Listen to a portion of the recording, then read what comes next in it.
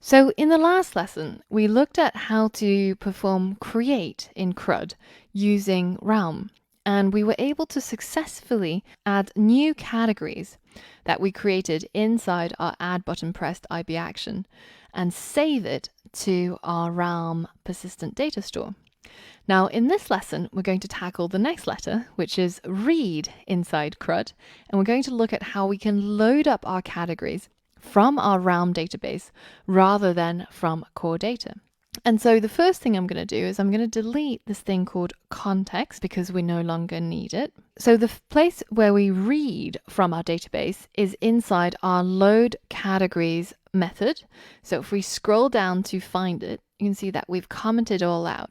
So instead of having this request, which is a fetch request, or try context.fetch, we can replace all of this code with just a single line. We can say let categories equal realm.objects, and then we just specify the type, which is all of the category type objects.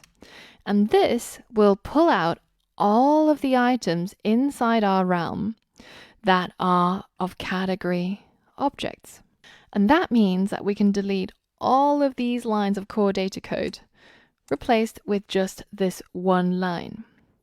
Now, at the moment, I'm creating it as a local variable, but if we wanted to use it elsewhere, then we can use our variable categories. Now, what you'll see is that I can't straight up just assign it to this variable called categories. It's going to give me an error. And the error it says is that it can't assign a value of type results to type array.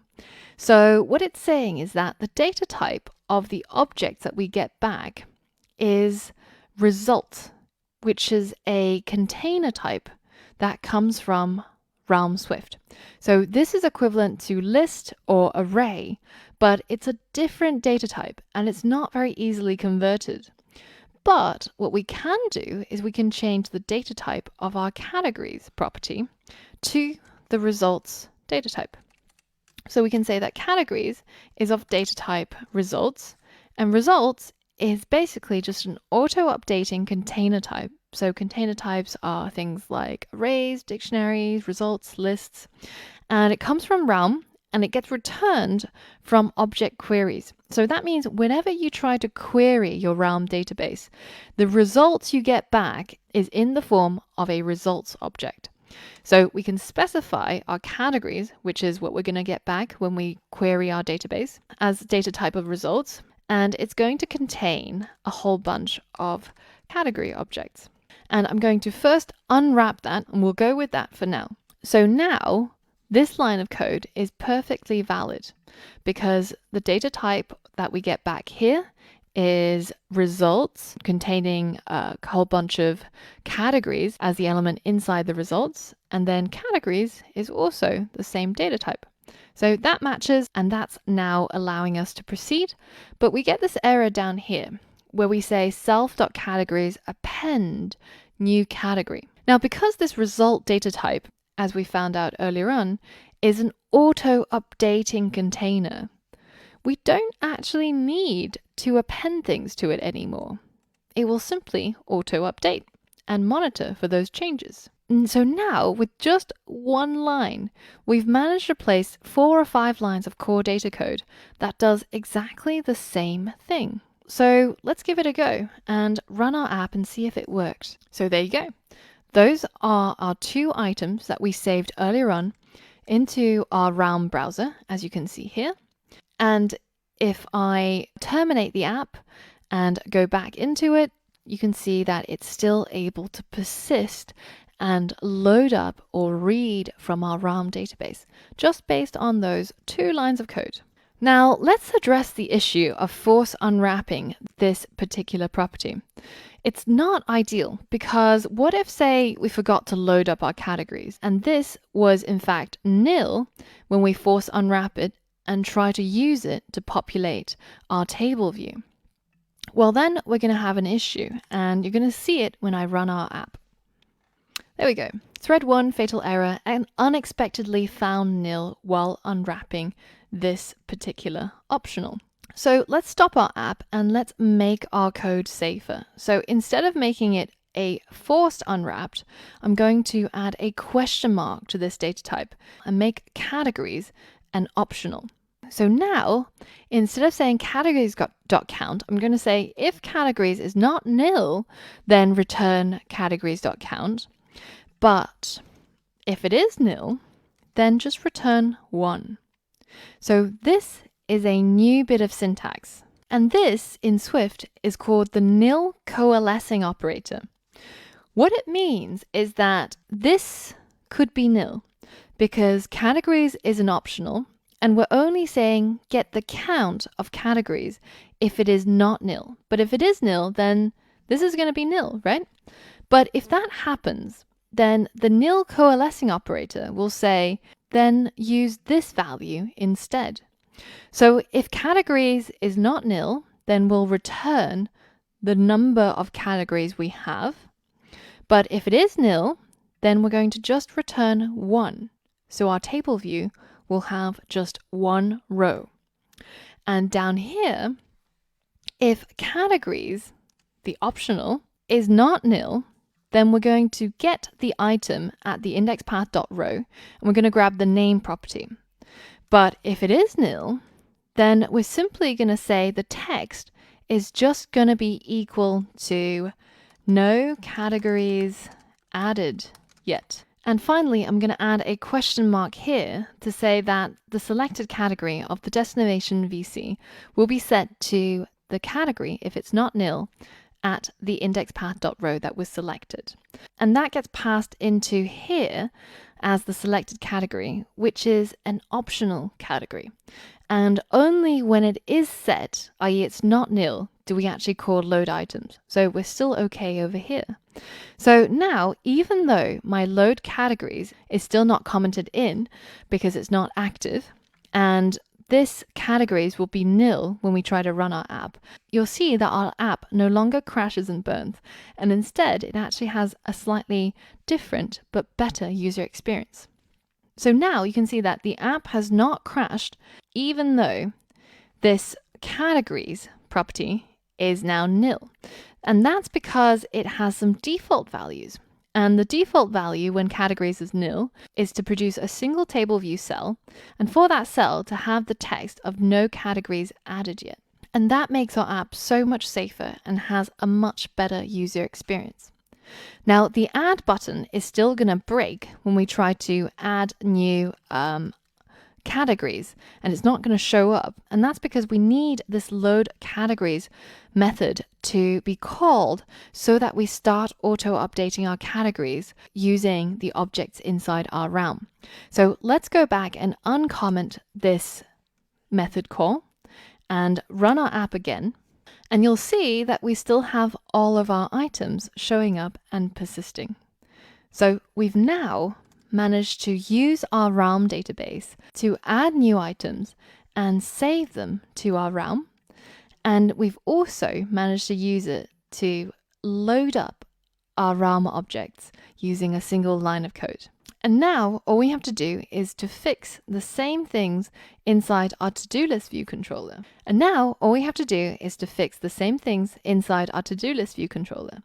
So we are passing over the current category as a optional category, and it's going to land over here as the selected category.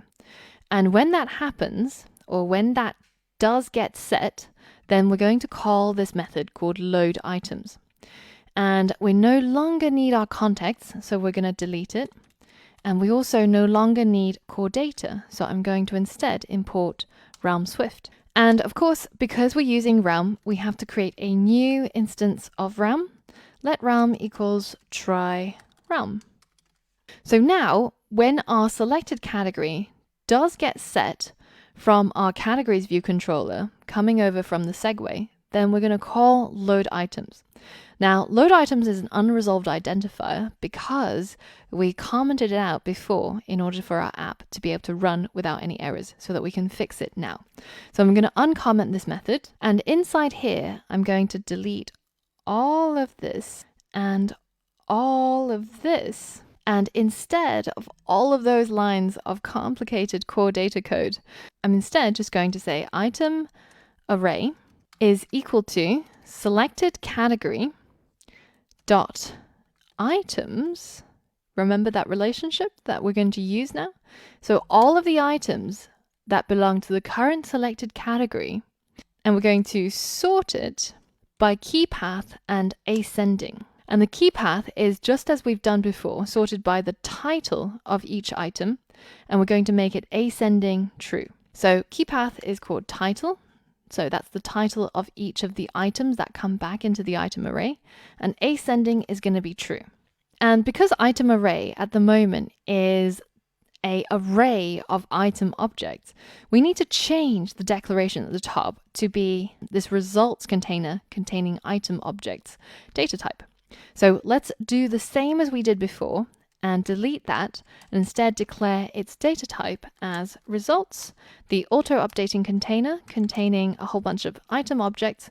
And we're going to make it an optional. So now we can replace all of this code with just a single line like this. Now, it no longer really makes sense for this to be called item array, because it's now no longer an array, right? It's actually a results container containing a whole bunch of items. So we probably should change the name of this variable. Now I can either go around finding all the places where I used item array, item array, item array. In fact, the errors actually help to guide me all the places where I need to change its name. But a slightly simpler way of doing this is you can simply hit Command F to find all the places where item array exists, and you can replace it with a new name. For example, something like to do items. But this is still a little bit clunky. Xcode actually gives you a really nice way of being able to rename your variables and not have to worry about changing it everywhere it's used. Now, you might get some errors if you try to do it just like this, because remember, we changed the data type of this variable, and in all the places where we used it in the context of an array of items. So if you get any strange behavior trying to rename, then you can actually revert this back to an array of item objects, and you can initialize it to an empty one. And we can simply hold down Command and click on item array. And if you scroll down, there's this thing called rename. And it'll go into this accordion view where it'll only show you the lines of code where you use this variable called item array. And you can select or deselect the ones that you want to change. So for example, the comments are by default not included in your renaming, because as you can see, our comments come from our old code. So we can leave those alone. But all the ones highlighted in blue will get renamed as we type in here. So I'm going to call it to do items. And I'm going to hit rename, and it's now updated it in all of these locations. So now we can change this back to our previous results containing a whole bunch of items, and it's an optional. And we managed to rename all of those places which used to read item array. So now, because to do items is an optional, we're going to have to either unwrap it or do something about it. So we're going to do the same as we did before. I'm going to use optional chaining to say, if to do items is not nil, then return the count. But if it is nil, then return 1. And down here, we're first going to use optional chaining to say that if to do items is not nil, then grab the item at indexPath.row. And if all of this works and it's not nil, then in that case, we're going to change all of our accessories based on the item.title and the item.done properties. But if it is nil, or if it fails, i.e. else, then we're going to say cell.textLabel.text is going to be equal to just a simple string, and it's going to be no items added. And we're going to return the cell, whichever state it is in, depending on this optional binding check.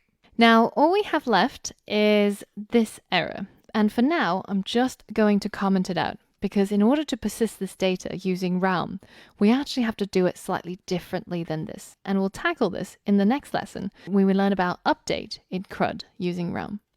So let's leave that for now, but we do have to change our save item data. So as a challenge, I want you to be able to fix these lines of code and change it to use Realm instead of using core data as we are here. Now, when you complete this challenge, I want you to ignore this function called save item. In fact, just go ahead and delete it. And I want you to do all of your saving just inside this closure.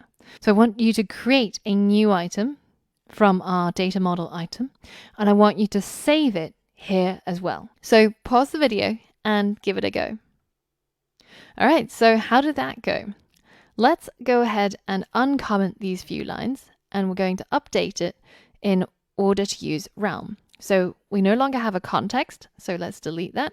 We're just initializing a new object of the item class, and the title is going to be the current text that's inside the text field. Done doesn't need to be specified anymore because it is already here as a default. Now, because our selected category is of data type optional category, we have to somehow unwrap it or use optional binding in order to make it work. So if we say if let current category equals self dot selected category, and if that's not nil, then we're going to say let new item equals item, and new item dot title is the text field dot text. And instead of setting the new item's parent category property here, instead we're going to go the other direction. We're going to tap into the items that belong to the current category, and we're going to append this new item to that list. So we can say current category dot items, which is a list of item objects, dot append this new item. And that takes care of these two lines and replaces them. Now, as we said, instead of calling self.saveItems to do our saving down here, we're going to do all of it up here. And so we need to be able to say try realm.write, and what we're going to write is all of this. So create a new item, give the new item a title, and append it to the items in the current category. And this, of course, has to happen after we've unwrapped our self.selected category. So it needs to go in here. And because this can throw, then we need to wrap it inside a do catch block.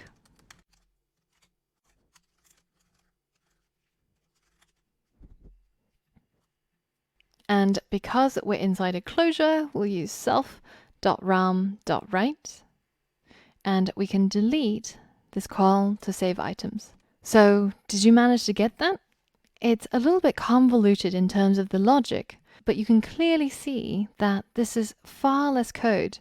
And to me, it's way more human readable, and the logic is easier to follow than using core data. And the last thing we need to do here is that once we have written this new data to our realm, we need to call TableView.reloadData so that we call those data source methods again and update our table view with the new item, because we've gotten rid of our save method. So now all that's left to do is to run our app and see if it works. So as you can see, we've got all of the 4 categories that we added on earlier. And if I go inside shopping as a category, then you can have a look inside the Realm browser as well. You can see that shopping does in fact contain a list of item objects, but it's currently completely empty, i.e. there are no items associated with shopping. So let's go ahead and add one. Let's say buy apples. Hit add item, and you can see that firstly, the item model gets incremented with a single new object, but also inside category, inside that link, you can see that when you click on this item, it takes you to that particular item, and it's now equal to 1. So as we add more,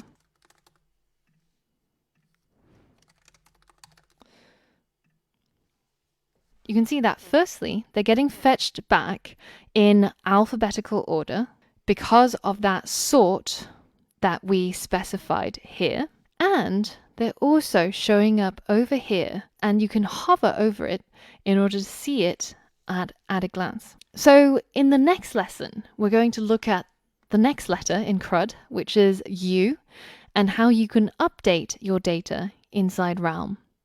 So for all of that and more, I'll see you on the next lesson.